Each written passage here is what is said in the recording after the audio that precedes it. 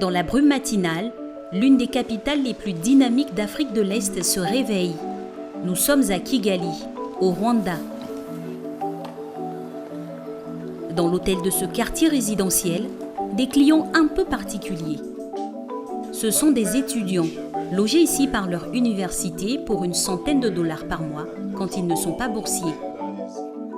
Dans moins d'une heure, Daniel doit être sur le campus. Et tous les jours, c'est le même rituel. Can you please pass me a brush, like a hairbrush? No, I said hairbrush. What's this? Ce jeune Ivoirien de 22 ans est devenu complètement bilingue en anglais depuis son arrivée au Rwanda, il y a moins de 2 ans. Brown. Should be somewhere here. You've been telling him to cut his hair so that he won't take this out. No, don't mess it up. Et il n'est pas seul à avoir traversé le continent pour venir ici. Ses colocataires sont zambiens et nigérians. Tous étudient à l'African Leadership University de Kigali. Des amis qui constitueront aussi son réseau professionnel dans quelques années. Okay. All right, bye boys. Si Daniel a quitté son lycée de Yamoussoukro pour venir jusqu'ici, c'est parce que des recruteurs de l'African Leadership University sont venus le chercher directement dans son pays, la Côte d'Ivoire. Plus que ses résultats, c'est sa personnalité très affirmée, tournée vers la réussite, qui les a convaincus. Je pense que les critères, en fait, c'est pas très académique, mais c'est beaucoup plus leadership et motivation. Donc, il voulait des gens qui voient ce qui se passe sur le continent et qui disent moi, je veux faire partie de ces gens-là qui vont transformer le continent. Il y avait 6000 candidats dans toute l'Afrique et ils ont pris que 180. Donc, c'était quand même assez compétitif. Des milliers de candidatures et au final, très peu d'élus. L'African Leadership University de Kigali, inaugurée en 2017, est l'une des plus sélectives du continent. Objectif de cette nouvelle université africaine, former les élites de demain sur le continent et non plus en Amérique ou en Europe. Elle a été créée par un homme, Fred Swaniker. Cet entrepreneur ghanéen de 42 ans, diplômé de l'université de Stanford aux États-Unis et passionné d'éducation, n'en est pas à son coup d'essai. En 10 ans, il a ouvert un lycée en Afrique du Sud et 2 universités, à l'île Maurice, puis au Rwanda. Et il ne compte pas s'arrêter là. L'Afrique a le taux de croissance démographique le plus élevé au monde, mais aussi la population la plus pauvre. Et d'ici 2050, 1 milliard de personnes auront besoin d'un emploi sur le continent. Donc si on n'accélère pas l'économie, on est assis sur une bombe à retardement. Pour y arriver, il faut créer nos propres institutions. Et c'est pour cela que nous voulons construire 25 universités qui vont former cette nouvelle génération de dirigeants et d'entrepreneurs africains. 1 an et demi après son inauguration, l'African Leadership University compte 600 étudiants. Un établissement installé dans un lieu pour le moins étonnant, au 2e étage de ce centre commercial, en attendant de déménager dans un campus plus grand.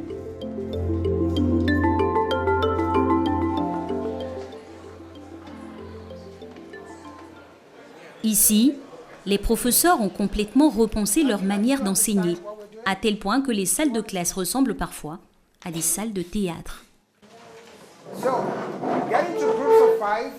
Allez, vous vous mettez par groupe de 5 et vous formez un cercle. Tout le monde choisit 3 objets. Bon, est-ce que tout le monde est prêt? Ok. Alors, ce que vous allez faire, c'est que vous allez expliquer à vos petits camarades comment les 3 objets que vous avez choisis permettent de vous décrire.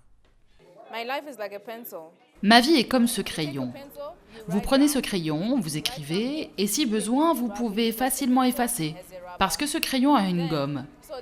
Et ça me symbolise plutôt bien, parce que dans ma vie, il y a certaines erreurs que j'ai commises, mais je ne les laisse pas m'envahir. J'essaye de les mettre de côté, et je vais de l'avant. Des cours et des enseignants bien loin du modèle des universités traditionnelles. La plupart viennent du terrain.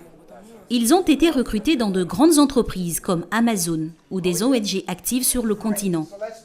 C'est le cas de ce professeur qui a passé des années à travailler sur des thématiques d'entrepreneuriat au Nigeria.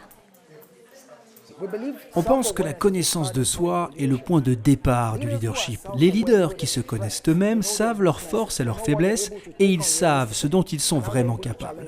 Après ça, ils peuvent se remettre en question. Aujourd'hui, on a besoin de ce genre de leaders dans nos communautés en Afrique. Des gens qui connaissent le terrain et les problèmes qu'il faut résoudre. À quelques mètres de là, dans une autre salle, des étudiants de deuxième année présentent des projets de start-up face à des dirigeants d'entreprise venus jouer le rôle de potentiels investisseurs. Mesdames et messieurs, je suis fier de vous présenter pour la première fois le projet Magic Media. Magic Media, une imprimante intelligente qui s'adapte à tous les supports numériques et permet par exemple d'imprimer depuis son smartphone. Les étudiants ont 3 minutes pour convaincre leur auditoire, pas une de plus.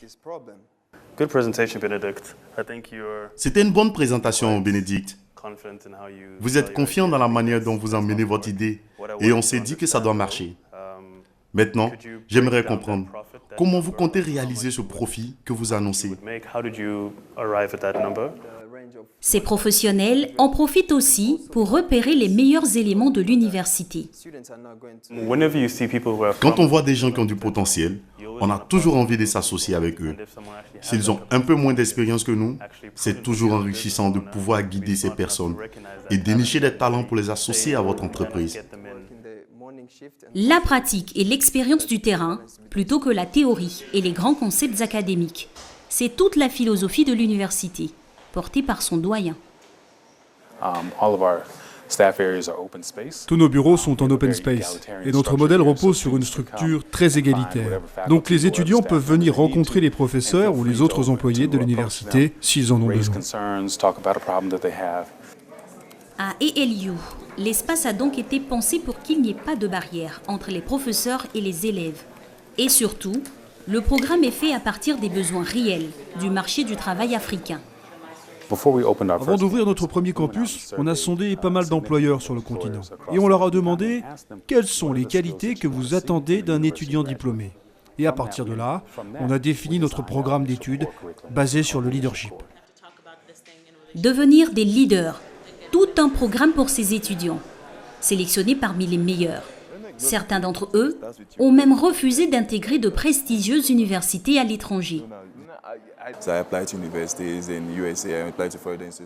J'ai candidaté dans un certain nombre de facultés aux États-Unis, dont la NYU, l'Université de New York, et j'ai été admis partout.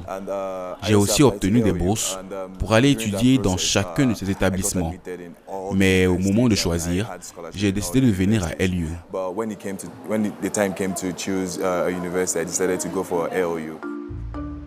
Privilégier une université de haut niveau sur le continent plutôt qu'une institution étrangère, c'est le mot d'ordre de cette génération d'étudiants. Fiers de leur continent, ils rêvent d'une Afrique unifiée qui se réalise par elle-même. C'est le cas de ces étudiantes. En fin de semaine, après les cours, elles se retrouvent dans un café de Kigali. Venues des 4 coins de l'Afrique, elles ont toutes la même ambition: entreprendre et occuper des postes à responsabilité pour transformer le continent. J'ai eu la chance de bénéficier de l'une des 25 bourses pour étudier la conservation de l'environnement à LU. Donc, mon but, c'est de chercher quelles réponses on peut apporter à des défis comme le changement climatique sur notre continent. Son amie Hélène, quant à elle, veut poursuivre le combat féministe de sa mère dans sa communauté au Kenya. En sortant d'ALU, je veux retourner dans mon pays pour travailler dans l'éducation. Je veux encadrer des femmes pour qu'elles croient en elles. Il n'est pas normal que les femmes soient confrontées quotidiennement à des problèmes comme la violence conjugale, simplement parce qu'elles n'ont pas pu aller à l'école. On peut changer les choses, obtenir l'égalité des genres, c'est mon objectif en tant que féministe. Mais pour atteindre leurs objectifs, ces jeunes filles devront s'acquitter de frais de scolarité beaucoup plus élevés que dans la plupart des universités en Afrique. À ALU, les frais de scolarité s'élèvent à $4 000 par an. Cette somme peut grimper jusqu'à $8 000 si l'on prend en compte le logement et les frais de vie sur place. Mais au Rwanda, comme ailleurs sur le continent, les prêts étudiants sont quasiment inexistants. Alors, ALU utilise un système ingénieux baptisé Income Sharing Agreement, importé des États-Unis. Le principe est simple. L'étudiant emprunte de l'argent via un fonds financé par des investisseurs. Puis, une fois diplômé, il s'engage à reverser à ce fonds un certain pourcentage de son salaire pendant une période donnée. Pour en bénéficier, il suffit de signer un contrat avec l'université, comme Charline, une étudiante venue du Kenya qui n'aurait jamais pu étudier à ALU sans ce système de financement. Bonjour Christiane. Bonjour, comment vas-tu? Assieds-toi. Comment est-ce que je peux t'aider? Je voulais juste signer mon contrat et me renseigner sur les nouvelles conditions. Ok, alors allons-y. Tu sais que ton contrat, tu dois le re-signer tous les ans, donc le voilà pour cette année. Est-ce que tu as pris un stylo? Oui, j'en ai un. Ok, est-ce que tu as des questions au sujet de ce contrat? Prenons l'exemple de Charline. La jeune femme va percevoir 2 500 $ par an pendant 3 ans, soit en tout 7 500 $ pour l'ensemble de sa scolarité. Une fois diplômée, elle devra rembourser 15% de son salaire pendant 10 ans. Ce taux de remboursement varie selon la somme reçue par l'étudiant, mais le montant total du remboursement ne peut pas dépasser 3 fois la somme initialement prêtée, soit un maximum de 22 500 $ dans le cas de Charline. Pour résumer, plus les jeunes diplômés gagnent d'argent à la sortie de l'école, plus l'organisme prêteur en reçoit. Un système gagnant-gagnant, selon Charline. Je sais que tout le monde sauterait sur l'occasion pour obtenir une bourse étudiante plutôt qu'un contrat d'Income Sharing Agreement. Mais moi, j'ai le sentiment que ce contrat est une motivation supplémentaire pour être encore meilleur. Parce qu'au final, quand je vais reverser une part de mon salaire, ce ne sera pas seulement un remboursement de prêt, cela va permettre d'aider d'autres étudiants qui seront dans ma situation actuelle. À ALU, 60% des élèves ont souscrit à l'Income Sharing Agreement, un système vertueux pour cette responsable de la vie étudiante, car il mise sur la réussite financière des élèves et ne les fragilise pas en cas de coup dur. Avec un prêt bancaire classique, si vous n'êtes pas en mesure de rembourser, vos intérêts continuent de courir chaque mois et le montant final que vous devez rembourser ne cesse d'augmenter. Avec le contrat d'Income Sharing Agreement, si vous ne travaillez pas ou si vous tombez malade, les paiements sont mis en pause. Donc c'est ça la principale différence. Avec ces aides au financement, ALU veut être accessible à tous les étudiants, quel que soit leur milieu social. Mais ce n'est pas tout. L'université veut aussi aider les élèves à développer leurs projets d'entreprise parallèlement à leurs études. Et ils sont nombreux à se lancer, comme Charles Kwarteng.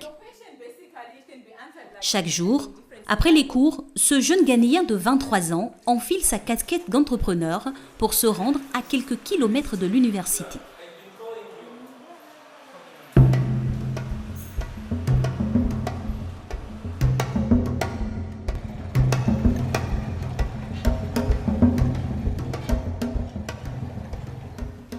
C'est ici, avec plusieurs amis, que Charles a créé Volta Irrigation, un système d'irrigation innovant, 100% écologique, qui loue à des coopératives agricoles. Pendant qu'il est en train de pédaler, vous voyez ce qui se passe. C'est comme sur un vélo. On a installé un système de dynamo qui permet de charger cette batterie, qui a une très grande capacité et qui permet d'actionner une pompe située dans l'eau. L'eau puisée par la pompe est ensuite transportée grâce à un tuyau d'irrigation jusqu'à l'arroseur situé un peu plus loin. Une idée simple, efficace, qui a changé la vie des fermiers locaux.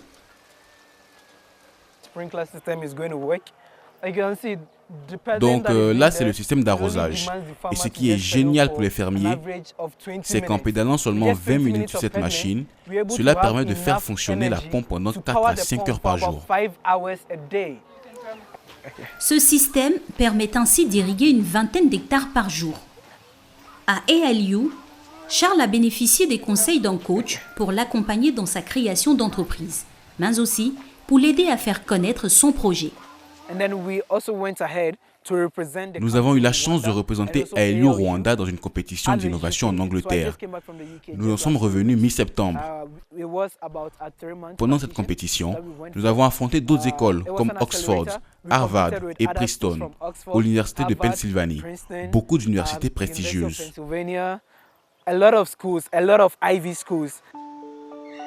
La jeune start-up qui est allée jusqu'en finale, avant d'échouer au pied du podium, a tout de même remporté un prix de $10 000, de quoi fabriquer 4 nouvelles pompes comme la sienne. À l'image de Charles, l'étudiant ghanéen, ou de Daniel, l'étudiant ivoirien, les fondateurs d'ALU rêvent de former 3 millions de jeunes champions africains d'ici 2050.